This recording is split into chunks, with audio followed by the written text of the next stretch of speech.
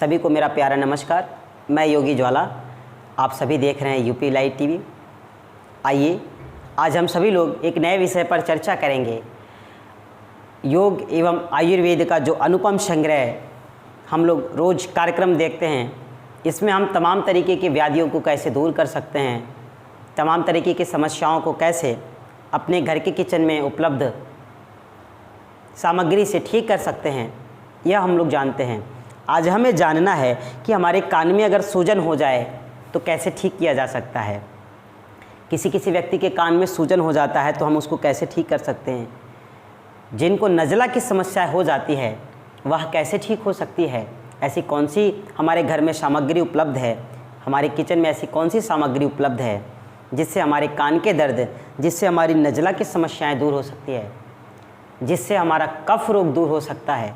ऐसी कौन सी वह वस्तु है, ऐसी कौन सी वह सामग्री है जिसको हम औषधि के रूप में प्रयोग करने से हमारे घर में जो माताएं बहनें हैं उनके मासिक धर्म में लाभ हो सकता है, रक्तार्थ में लाभ हो सकता है। ऐसी कौन सी सामग्री है, ऐसा कौन सा वह औषधि है या ऐसी कौन सी वह वस्तु है जो हमारे घर के किचन में उपलब्ध है, जिसका हम औषधि के रूप में प्रयोग कर लेने से अपने को बलवान बना सकते हैं, अपनी बल को, अपनी शक्ति को बढ़ा सकते हैं। हमें इन सब के बारे में जानना है। साथ ही साथ हमें एक दो आसन के माध्यम से ये जानना है कि कैसे हम अपनी हृदय को ठीक कर सकते हैं, हम अपनी आंतों को कैसे सबल बना सकते हैं, हम अपनी मोटापा को कैसे ठीक कर सकते हैं, हम अपनी पेट की पेनक्रियास को कैसे ठीक कर सकते हैं, और हम अपनी एकाग्रता को कैसे बढ़ा सकते हैं, हमारा कंसंट्रेशन कैसे बढ़ेगा। इन सभी विषयों पर हम चर्चा करेंगे। तो जिन औषधि की हम बात कर रहे हैं हमारे घर में उपलब्ध है वह है प्याज। तो प्याज के माध्यम से आप अपनी कान की समस्याओं को कैसे दूर कर सकते हैं, प्याज के द्वारा हम कैसे अपनी नज़ला को ठीक कर सकते हैं।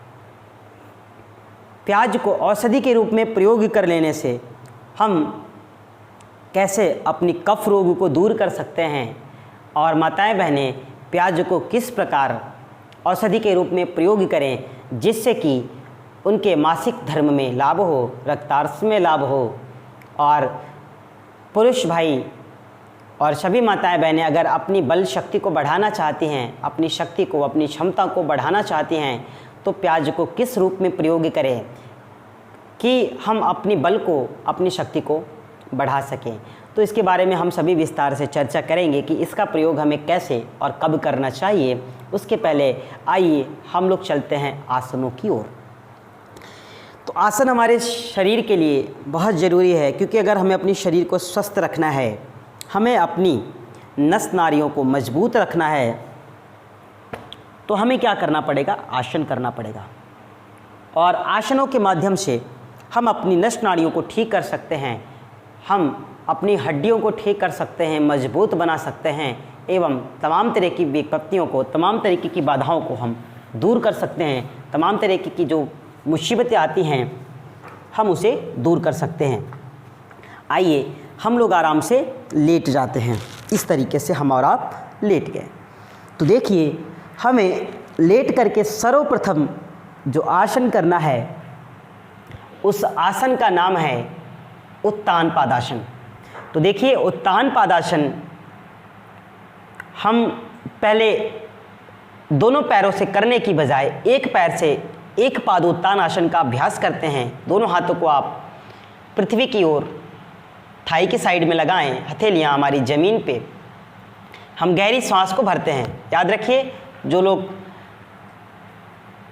कमर दर्द से परेशान हैं, जो लोग अपनी वज़न को कम करना चाहते हैं, जो लोग अपनी थाई की वेट जो बढ़ गए हैं, जो थाई जो जिनके बढ़े हुए हैं उसको कम करना चाहते हैं, जो अपने घुटनों को मजबूत रखना चाहते हैं, वो लोग एक एक पैर से इसका अभ्यास करेंगे।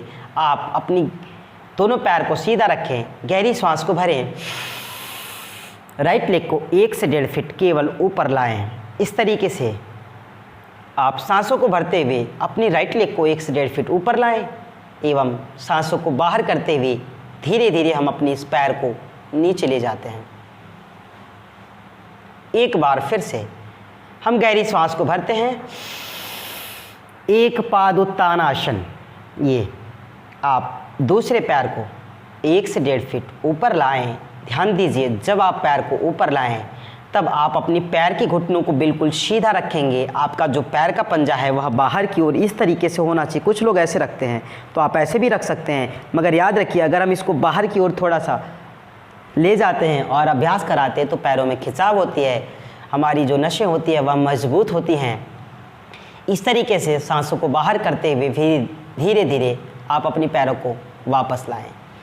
तो एक पाद उत्तानासन, एक पैर को आप सांस भरते हुए धीरे धीरे ऊपर की ओर लाएंगे। इसमें एक चीज़ का और भी आपको ध्यान रखना है कि जो पैर की आपका स्थिति है, जो पैर की हमारी स्थितियां हैं वह 30 to 45 डिग्री के मध्य में होना चाहिए। 30 to 45 डिग्री के एंगल में आप अपनी पैरों को रखें एवं सांसों को बाहर करते हुए धीरे धीरे वापस ले जाएं। इसी तरीके से आप दूसरी ओर से भी कम से कम एक तरफ से हमें 3 से 5 बार इसका अभ्यास कर लेना चाहिए। तो अभी हम लोग एक एक पैर से कम 1 से 2 बार इसको कर लें एवं महसूस कीजिए कि इसे करने से आपको कैसा लग रहा है। इस तरीके से हम लोग एक एक पैर से एक पाद उत्तान आसन करते हैं। ध्यान देना है, कुछ लोग उत्तान पादासन करते समय पैर को पूरा इस तरीके से उठाते हैं, तो यह गलत है। आपको पैर को उतना ऊपर नहीं ले जाना है, 30 to 45 डिग्री के मध्य में ही रखना है। इस बात का ध्यान रखना है, बहुत ज़्यादा ऊपर और बहुत ज़्यादा नीचे दोनों नहीं होना चाहिए। अब हम करेंगे उत्तान पादासन। अभी हम लोगों ने किया एक पाद उत्तानासन। अब उत्तान पादासन में हम लोग दोनों पैरों से इसे करने का प्रयास करें। ध्यान दीजिए, जिनके कमर में दर्द होता है वह लोग दोनों पैरों से इसका अभ्यास ना करें।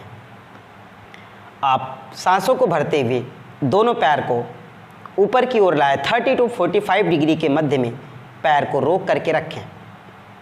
कुछ देर आप रुकें, सांसों को बाहर कीजिए, धीरे धीरे आप पैर को नीचे लाइए।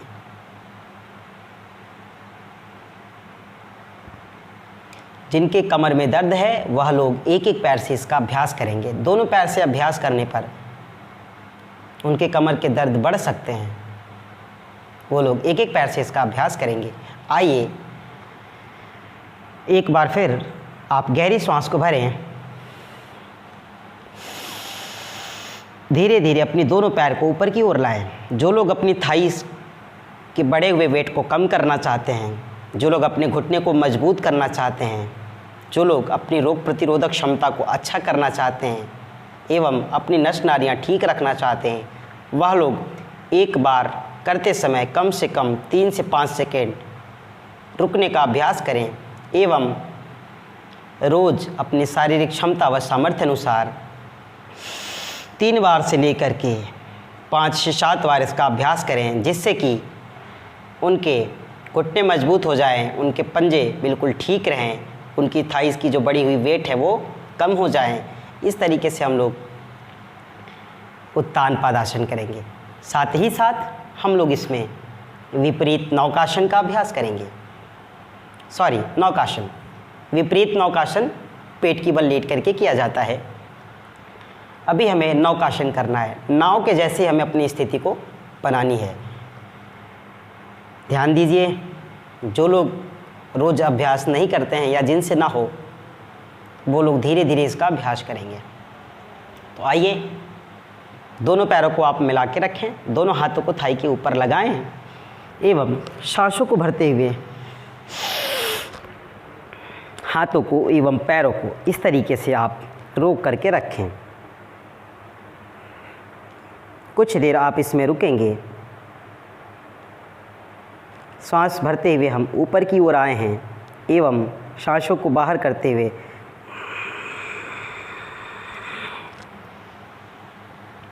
वापस नीचे की ओर। एक बार आप फिर से कर लीजिए। ये आप चाहें थोड़ा देर इसमें रुक सकते हैं। ध्यान देना है, हमारे जो पैर के घुटने हैं यह बिल्कुल सीधे हैं और आपके भी पैर के घुटने बिल्कुल सीधे हों। तो इस तरीके से हम लोग थोड़ा देर रुकते हैं और जब हमारी पैरों में या फिर जब हमारे शरीर में कंपन होने लगे तो हम धीरे धीरे वापस आते हैं, पैरों को ज़मीन पे लगाएं, आराम से रिलैक्स हो जाएं। तो इस तरीके से आप लोगों को नौकासन का भी अभ्यास कर लेना है। हम लोगों ने लेट करके एक पाद उत्तान आसन, उत्तान पादासन एवं नौकासन का अभ्यास किए हैं। आइए अब हम लोग आराम से उठ करके बैठ जाते हैं। आप राइट लेग को फोल्ड कीजिए, राइट हैंड को लेफ़्ट शोल्डर की ओर ले चलें और इसी तरीके से हम आराम से उठ करके बैठेंगे। उठने का भी आपको तरीका मालूम होना चाहिए। आसन को करने के बाद आपको ज़बरदस्ती सीधे नहीं उठना है, आप आराम आराम से उठ करके बैठ जाएंगे। तो इस तरीके से जब हम 3 आसन कर लेते हैं, एक पाद उत्तान आसन, उत्तान पादासन एवं नौकासन, तो ये जो हमारी समस्याएं हैं ये सभी दूर हो जाती हैं। तो आप क्या करेंगे, अपनी शारीरिक क्षमता अनुसार व सामर्थ्य अनुसार एक एक आसनों को प्रतिदिन किया करेंगे। आइए अब हम आगे की ओर चलते हैं। हम बात कर रहे थे प्याज की।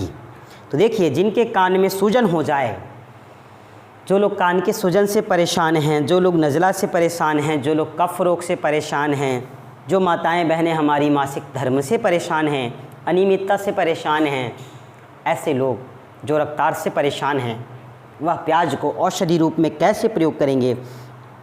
मैं बताना चाहता हूं कि जो लोग कान से परेशान हैं तो अलसी होता है, अलसी को प्याज का जो रस होता है उसमें पकाकर छान लीजिए। अलसी को प्याज के रस में पकाकर छान लेने से फिर आप उसको 4 से 8 बूंद अगर आप अपनी कानों में डाल दिया करेंगे तो जो कान की सूजन होती है वह दूर हो जाती है। सभी को पता है अलसी किसे कहते हैं। जिन्हें नज़ला की समस्या हो जाए, जो लोग नज़ला से परेशान रहते हैं, वह लोग इसी प्याज को 10 से 20 मिलीग्राम रस में 1 चम्मच शहद मिलाकर दिन में 2 से 3 बार जब उसका सेवन करते हैं तो उनका नज़ला ठीक हो जाता है। तो इसी तरीके से हम लोग जिनको कफ रोग की समस्या है वह लोग क्या करते हैं कि बच्चों को 5 से 10 मिलीग्राम रस में थोड़ा सा शक्कर मिला करके उनको सेवन कराएं, जिससे कि उनके कफ रोग जो होते हैं वह दूर हो जाते हैं। जिनको मासिक धर्म की समस्याएं हैं, जो हमारी माताएं बहनें मासिक धर्म की अनियमितता से परेशान हैं, वह लोग क्या करेंगी, इस प्याज को, जो कच्ची प्याज होती है, कच्ची प्याज को वह लोग प्रतिदिन 1 प्याज का सेवन करें। जब वह कच्ची प्याज को प्रतिदिन सेवन करती हैं तो जो उनका मासिक धर्म होता है, जो असमय हो रहा है, उसमें जो लेट लतीफ़ी होती है, तो मासिक धर्म में जो अनियमितता है वह ठीक हो जाती है। तो माताएं बहनें हमेशा इसको 1 प्याज का सेवन करें, जिससे कि उनका मासिक धर्म जो होता है वह सही समय पर होने लगे। जिनको रक्तार्थ की समस्याएं हैं, जो लोग रक्तार्थ की समस्याएं से परेशान होते हैं, वो लोग क्या करेंगे, प्याज के रस को 125 ग्राम, इस प्याज की रस को 125 ग्राम मतलब 125 ग्राम, 125 ग्राम आप प्याज की रस को 20 ग्राम मिश्री मिला करके पिलाने से जो खूनी बवासीर होता है, जिनको ब्लडिंग बहुत ज़्यादा होती है, शौच के रास्ते से बहुत ब्लड बाहर आते हैं, जिससे कि उनको बहुत कमज़ोरियाँ हो जाती है, तो जो लोग खूनी बवासीर से परेशान रहें वह इसको इस रूप में सेवन जब करने लगेंगे तो उनकी जो खूनी बवासीर है वह धीरे धीरे ठीक हो जाती है। रक्तार्थ की जो समस्या रहती है वह बंद हो जाती है। साथ ही साथ जिनको अपनी बल को बढ़ाना है, जिनको अपने अंदर शारीरिक क्षमता का विकास करना है, जिनको अपने अंदर शक्तियों को बढ़ाना है, वह लोग क्या करेंगे, इसी प्याज को, सोचिए यह बलवर्धक भी है, इसी प्याज के रस को हम, जितना प्याज का रस होता है उतनी ही मात्रा में, बराबर मात्रा में देसी घी मिला देते हैं। उसमें घी मिलाकर हम जब उसे पीने लगेंगे प्रतिदिन सुबह एवं शाम, जब हम उसका सेवन करने लगेंगे तो हमारा जो शरीर होता है वह बलवर्धक होता है, हमारे शरीर में जो शक्तियाँ होती है वह बढ़ जाती हैं। तो ऐसी बहुत सी लाभ होते हैं हम जब प्याज को औषधि रूप में इसका प्रयोग करते हैं, वह चाहे कान की सूजन हो या फिर नज़ला हो या फिर कफ रोगी की समस्याएं हों, माताएं बहनें के चाहे मासिक धर्म क्यों ना हो, पुरुषों के चाहे रक्तार्थ की समस्याएं क्यों ना हो, या फिर किसी को अपनी शक्ति ही क्यों ना बढ़ानी हो, तो इस प्याज को जब हम औषधि के रूप में सेवन करते हैं, औषधि रूप में जब हम इसका प्रयोग करते हैं तो हम इन सभी समस्याओं से मुक्त हो जाते हैं। इन सभी समस्याएं हमारी जो हैं वह हमारे शरीर से दूर हो जाती हैं एवं हम खुद को स्वस्थ व तरोताज़ा महसूस करते हैं।